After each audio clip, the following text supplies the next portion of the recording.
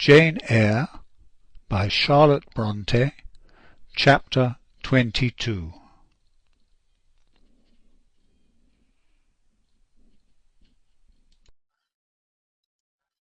Mr. Rochester had given me but 1 week's leave of absence, yet a month elapsed before I quitted Gateshead.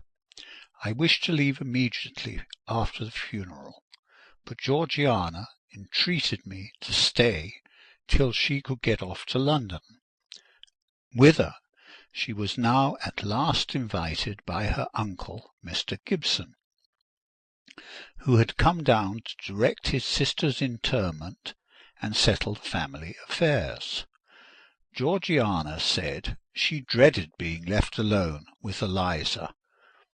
From her she got neither sympathy in her dejection, support in her fears, nor aid in her preparations. So I bore with her feeble-minded wailings and selfish lamentations as well as I could, and did my best in sewing for her and packing her dresses. It is true that while I worked, she would idle, and I thought to myself, if you and I were destined to live always together, cousin, we would commence matters on a different footing. I should not settle tamely down into being the forbearing party. I should assign you your share of labour, and compel you to accomplish it, or else it should be left undone. I should insist also on your keeping some of those drawling, half-insincere complaints hushed in your own breast.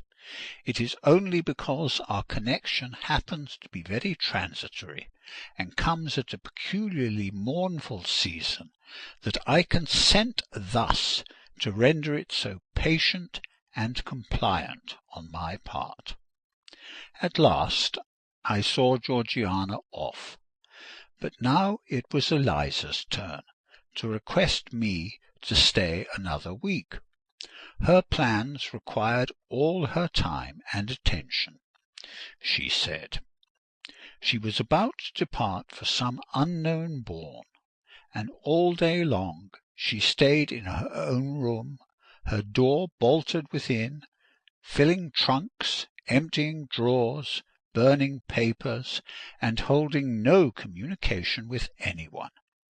She wished me to look after the house, to see callers, and answer notes of condolence.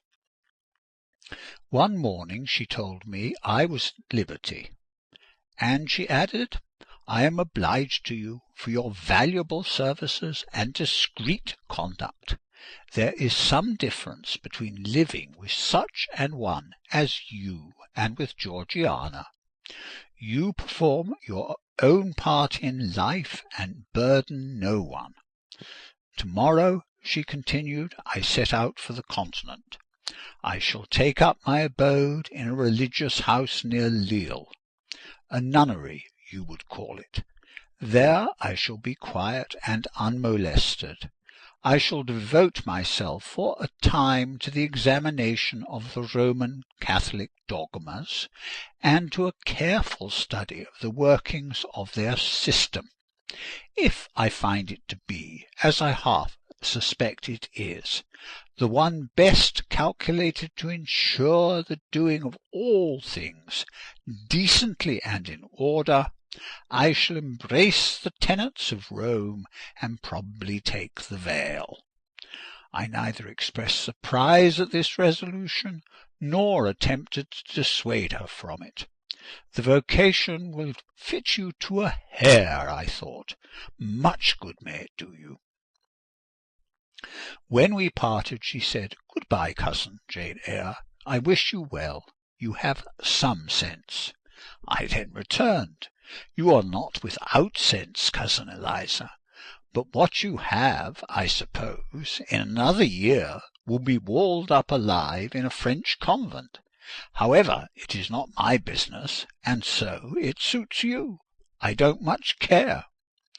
You are in the right, said she, and with these words we each went our separate way. As I shall not have occasion to refer either to her or her sister again, I may as well mention here that Georgiana made an advantageous match with a wealthy, worn-out man of fashion, and that Eliza actually took the veil, and is at this day superior of the convent where she passed the period of her novitiate, and which she endowed with her fortune. How people feel when they are returning home from an absence, long or short, I did not know. I had never experienced the sensation. I had known what it was to come back to Gateshead when a child after a long walk, to be scolded for looking cold or gloomy, and later what it was to come back from church to Lowood, to long for a plenteous meal and a good fire, and to be unable to get either. Neither of these returnings was very pleasant or desirable. No magnet drew me to a given point, increasing in its strength of attraction the nearer I came. The return to Thornfield was yet to be tried. My journey seemed tedious, very tedious. 50 miles one day, a night spent at an inn, 50 miles the next day. During the first 12 hours I thought of Mrs. Reed in her last moments.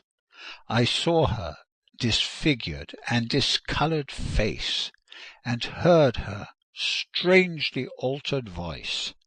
I mused on the funeral day, the coffin, the hearse, the black train of tenants and servants. Few was the number of relatives. The gaping vault, the silent church, the solemn service. Then I thought of Eliza and Georgiana. I beheld one the cynosure of a ballroom, the other the inmate of a convent cell, and I dwelt on and analysed their separate peculiarities of person and character. The evening arrival at the great town of scattered these thoughts. Night gave them quite another turn.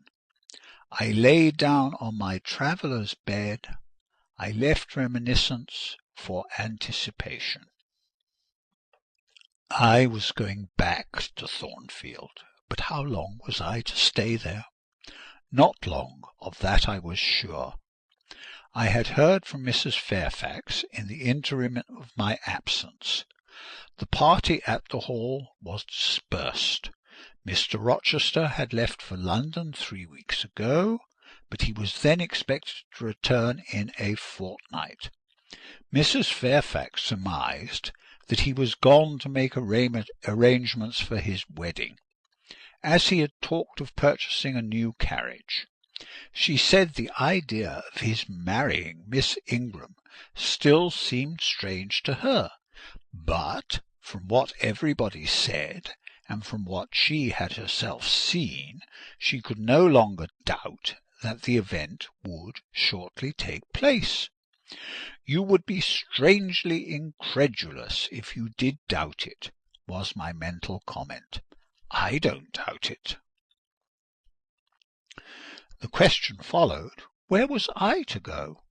I dreamt of Miss Ingram all the night. In a vivid morning dream I saw her closing the gates of Thornfield against me and pointing me out another road, and Mr. Rochester looked on with his arms folded, smiling sardonically, as it seemed, at both her and me.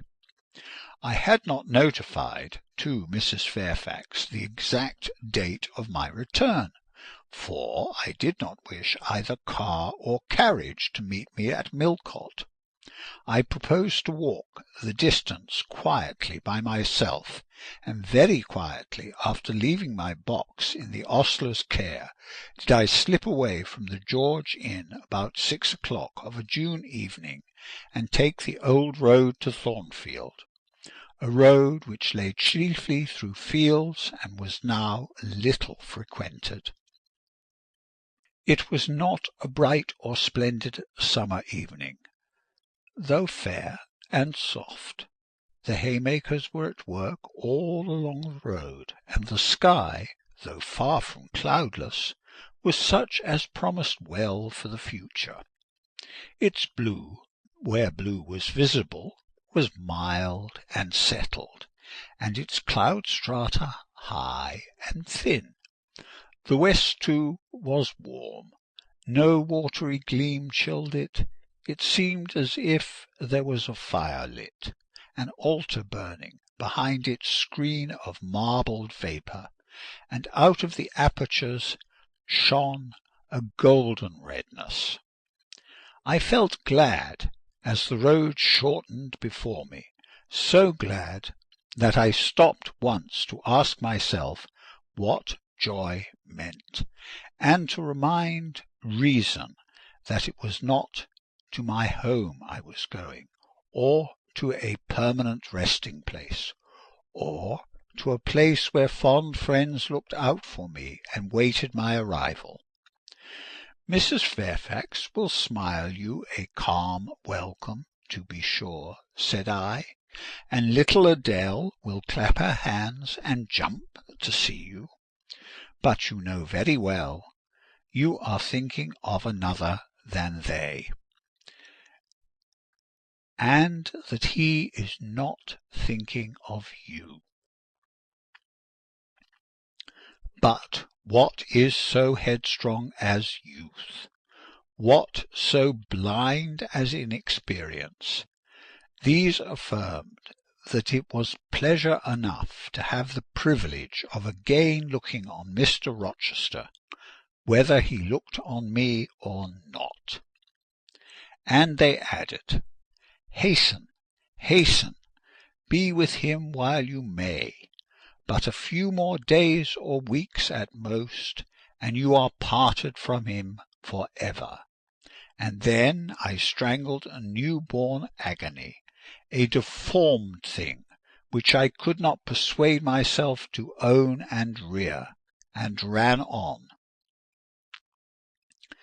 They are making hay too in Thornfield meadows, or rather the labourers are just quitting their work and returning home with their rakes on their shoulders. Now at the hour I arrive. I have but a field or two to traverse, and then I shall cross the road and reach the gates. How full the hedges are of roses! But I have no time to gather any. I want to be at the house. I passed a tall briar, shooting leafy and flowery branches across the path. I see the narrow stile with stone steps, and I see Mr. Rochester sitting there, a book and a pencil in his hand. He is writing. Well, he is not a ghost. Yet every nerve I have is unstrung. For a moment I am beyond my own mastery. What does it mean? I did not think I should tremble in this way when I saw him, or lose my voice or the power of motion in his presence. I will go back as soon as I can stir. I need not make an absolute fool of myself. I know another way to the house. It does not signify if I knew 20 ways, for he has seen me. "Hallo," he cries, and he puts up his book and his pencil. "There you are. Come on, if you please." I suppose I do come on, though in what fashion I know not, being scarcely cognizant of my movements, and solicitous only to appear calm, and above all to control the working muscles of my face, which I feel rebel insolently against my will, and struggle to express what I had resolved to conceal. But I have a veil. It is down. I may make shift yet to behave with decent composure. And this is Jane Eyre. Are you coming from Millcote? And on foot? Yes, just one of your tricks, not to send for a carriage, and come clattering over street and road like a common mortal, but to steal into the vicinage of your home along with twilight, just as if you were a dream or a shade. What the deuce have you done with yourself this last month? I have been with my aunt, sir, who is dead. A true Janean reply. Good angels be my guard!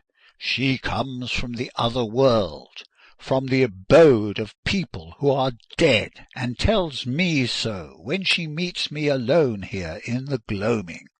If I dared, I'd touch you, to see if you are substance or shadow, you elf. But I'd as soon offer to take hold of a blue ignis fatuus light in a marsh. Truant, truant, he added, when he had paused an instant, absent from me a whole month, and forgetting me quite, I'll be sworn. I knew there would be pleasure in meeting my master again, even though I broken by the fear that he was so soon to cease to be my master, and by the knowledge that I was nothing to him.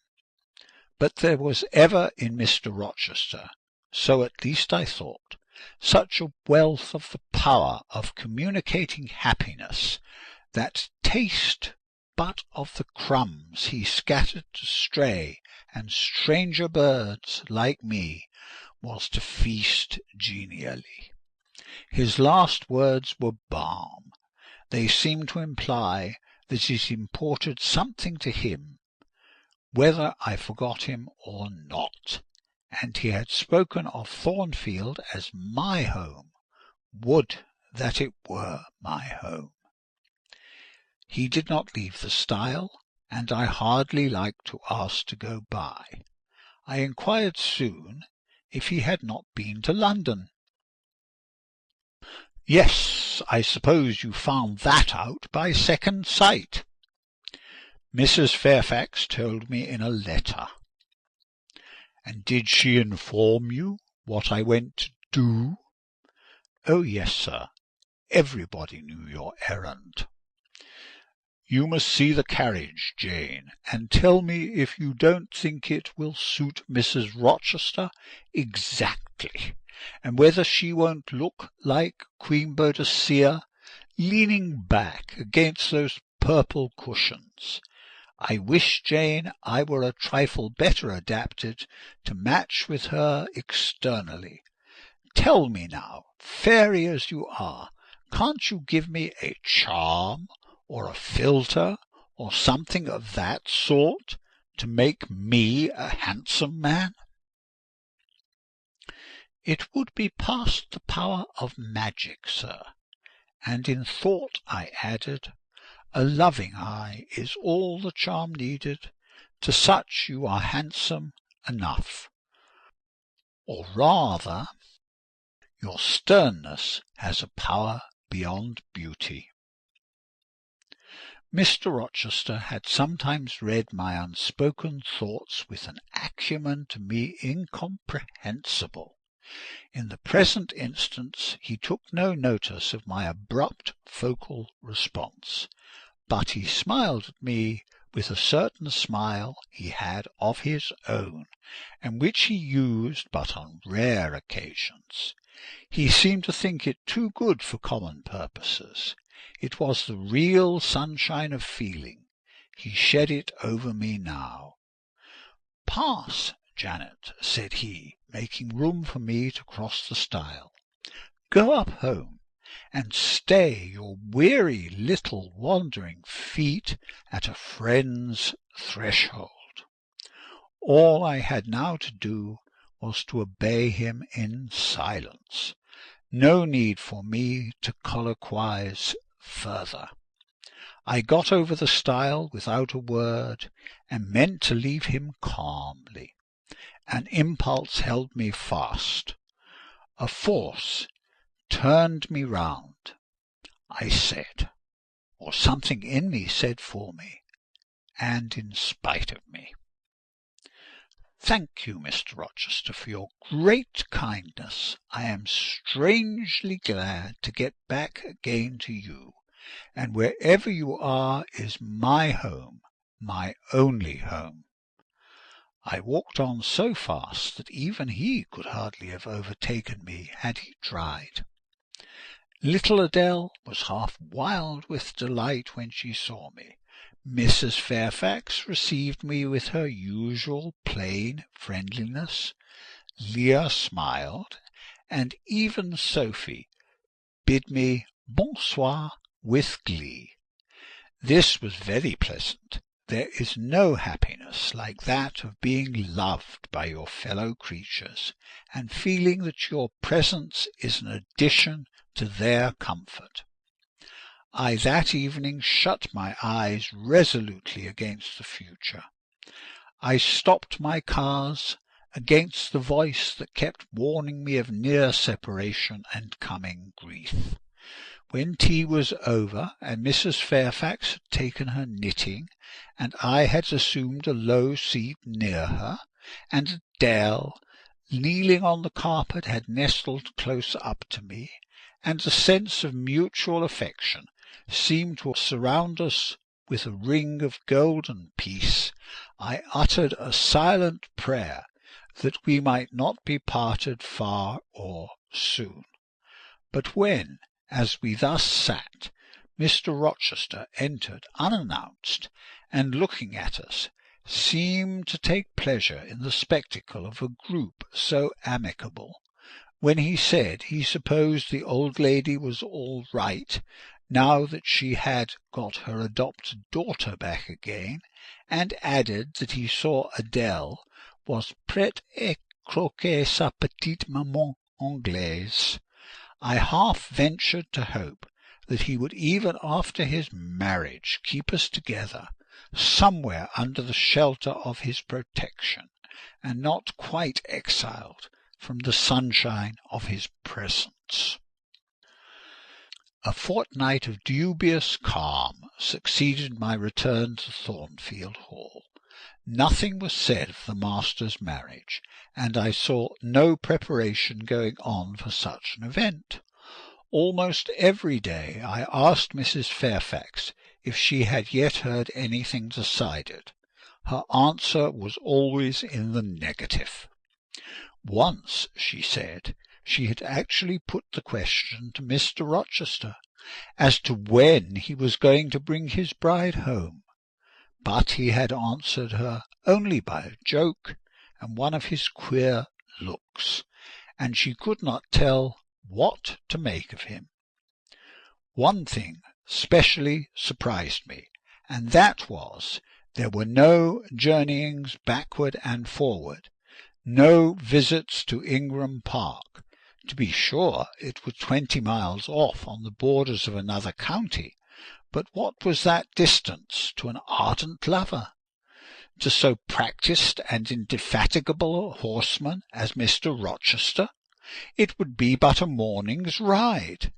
I began to cherish hopes I had no right to conceive.